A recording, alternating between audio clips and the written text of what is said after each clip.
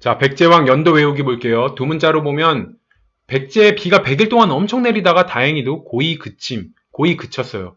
그래서 다행이라고 생각하는데 아씨 갑자기 안 좋은 게 생각난 거예요. 뭐예요? 비가 개면 똥이 무성할 텐데 어디에? 땅 위에 얼마나 무지하게. 그래서 고이 그침 아씨 비 개면 똥 무성한데 땅 위에 무지하게.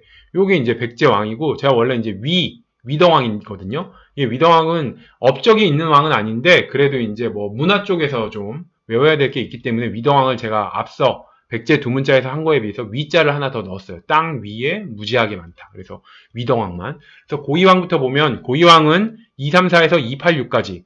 그래서 고이왕은 3세기 왕이라는 걸만 알면 돼요. 제가 고구려 할 때 말씀드렸죠. 이 4세기 초반까지는 삼국 간에 어떤 교류나 전쟁이 없었기 때문에 그냥 몇 세기 왕이다. 이 정도만 알면 돼요.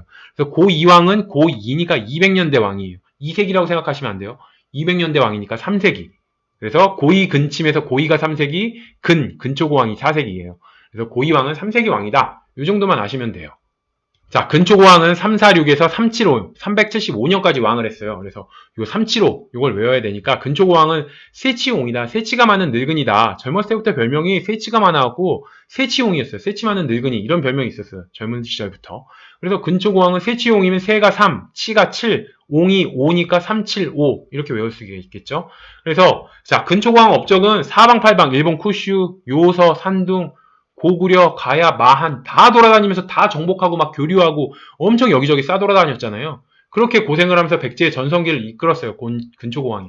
근데 젊은 나이서부터 막 이렇게 노력하고 다니니까 고생을 많이 해서 세치가 많았던 거예요. 그래서 별명이 세치옹이더라. 근초고왕은 여기저기 돌아다니면서 업적은 많았는데 세치가 많아서 세치옹이다. 세치옹 근초고왕. 이런 식으로 외우시면은 근초고왕은 375년까지 왕을 했구나. 이렇게 외우실 수가 있는 거예요. 그리고 고국원왕 전사시킨 사람이 근초고왕이죠. 고국원왕 죽은 해 어떻게 외웠죠? 내 관을 백색으로 색칠을 원한다. 색칠원 이렇게 해서 371이었잖아요. 그러니까 371년 이때 고국원왕을 전사시킨 사람이 근초고왕이니까 근초고왕이 371년 이즈음 왕이구나. 요 정도도 같이 생각해 놓으시면 좋아요. 침유왕 볼게요. 침유왕의 외워야 되는 업적은 불교공인 하나예요. 불교공인 연도가 384년이에요. 소수리망은 372년이었죠. 그래서 384년 이걸 어떻게 외우냐? 세판사가 불교를 공인했다. 이런 식으로 세판사 하면 세가 3, 판이 8, 4가 4니까 세판사 하면 384. 불교공인 384 이렇게. 자, 결정장애에 있는 침유왕 때 불교가 물밀듯이 막 침유에 들어와요. 침입해 흘렀다. 침유가 그런 뜻이잖아요. 그래서 침유왕 때 불교가 물밀듯이 쳐들어왔는데 침유왕은 이거 불교 공인해야 될지 계속 망설이는 거예요. 그래서 결국 본인이 결정 못하고 이 판결을 잘 내리는 3명의 판사한테 결정해달라고 부탁을 했어요. 그래서 3명의 판사가 원래 판결을 내리려면 주심 판사, 좌배심, 우배심 3명이 있어야 되잖아요. 그래서 3명의 판사가 딱 보다가 그래 불교 공인해라 이렇게 판결을 내려준 거예요. 그래서 세 판사가 불교 공인 판결을 내려줬다. 세 판사가 불교를 공인해줬다. 그래서 세 판사 하면 384 이렇게 외우시면 돼요. 그리고 자 아신왕은 광개토대왕에게 맞아서 짜증난 왕이다. 제가 이렇게 암기법 아신왕 어쩌할 때 말씀드렸어요. 그래서 맞아서 짜증나서 아씨 요 정도 한 거죠. 그래서 아신왕은 아씨 짜증나. 왜? 광개토대왕한테 한 대 맞아서. 그래서 광개토대왕이랑 이제 재위 시기가 겹치더라. 광개토대왕은 뭐였어요? 제가 도표로 봤을 때 4세기 후반에서 5세기 초반이었잖아요. 아신왕도 비슷해요. 392에서 405니까 4세기 후반에서 5세기 초반까지더라. 그래서 아신왕과 광개토대왕은 재위 시기가 굉장히 겹쳐. 그래서 광개토대왕한테 한 대 맞아서 짜증났다. 왜? 광개토대왕은 북쪽을 만주를 점령하는 게 메인이었기 때문에 남쪽으로 내려와서 그냥 한 대 때리고 그냥 다시 돌아갔어. 근데 그 다음 개로왕은 어떻게 돼요?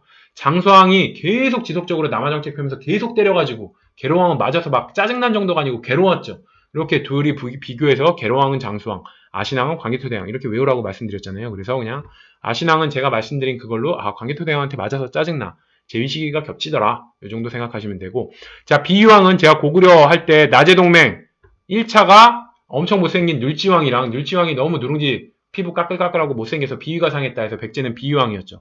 그리고 나제동맹 1차는 433이었어요. 그럼 나제동맹 체결한 왕이니까 433 이즈음의 왕이구나. 요거 나제동맹 생각하시면 연도 언제인지 알 수 있어요. 비유왕은.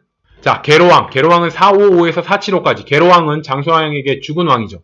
그래서 개로왕이 어떻게 죽었냐? 475 개망했어요. 475. 그래서 475년까지 왕을 하다가 475년에 죽거든요. 그래서 475 개망했다.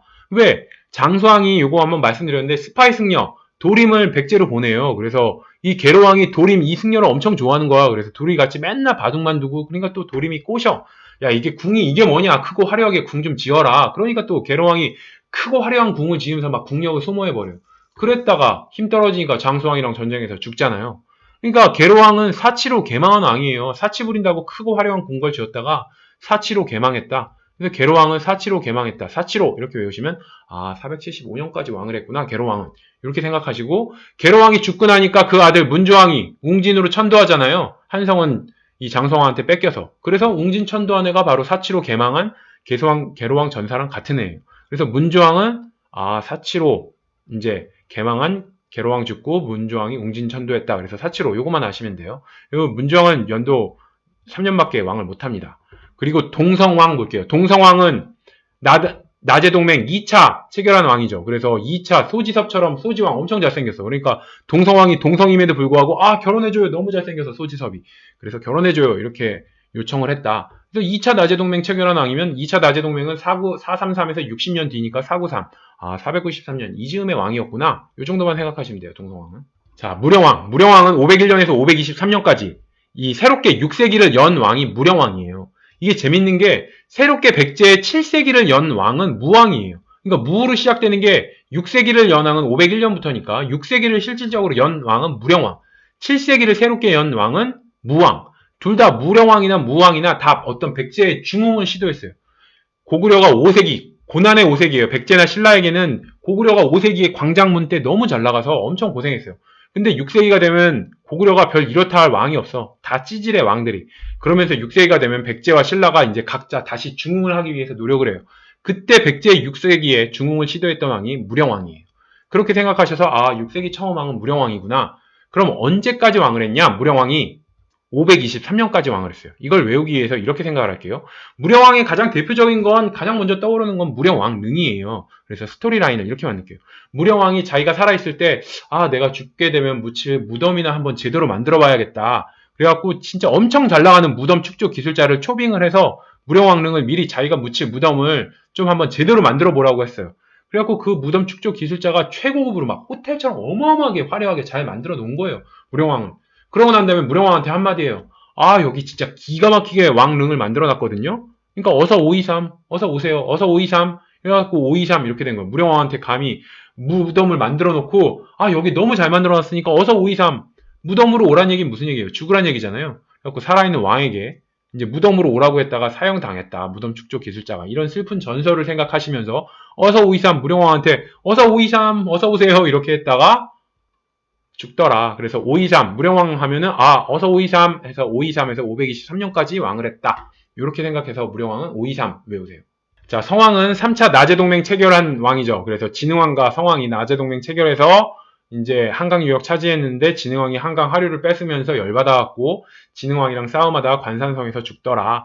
그래서 3차 나제동맹이 433에 60년 뒤 2차 3차는 그로부터 또 60년 뒤인 553이라고 생각하셔도 돼요. 3차 나제동맹은 그로부터 2년 전인 551년에 체결했다 553년에 결렬되잖아요. 그럼 3차 나제동맹은 성왕이랑 진흥왕이니까 아 553년 이즈음이 성왕의 이제 재위 기간이었구나 생각하시고 나제동맹 그 결렬되고 그 다음에 싸우다가 죽잖아요. 그래서 그 다음에 554년에 죽는다. 그래서 553년 이즈음 왕이었구나. 요 정도 생각하시면 돼요. 자, 위덕왕은 성왕의 아들이에요. 실은 정치적인 업적은 별거 없어요. 근데 문화 쪽에서 뭐 조금 나오는 게 있어서 그냥 굳이 연도를 외우자면 그냥 이렇게 생각하시면 돼요. 성왕이 나제동맹 3차 553 이즈음에 죽는다고 그랬죠. 그래서 554년에 죽고 그 다음에 재위를 시작해서 이제 6세기를 마무리했다. 이렇게만 생각하세요.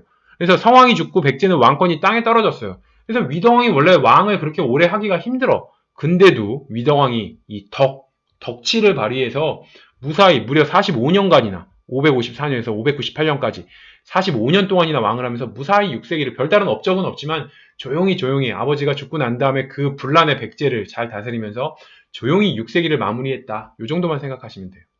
자, 무왕은 600년에서 641년까지 7세기 새롭게 다시 한번 중흥을 도모했어요.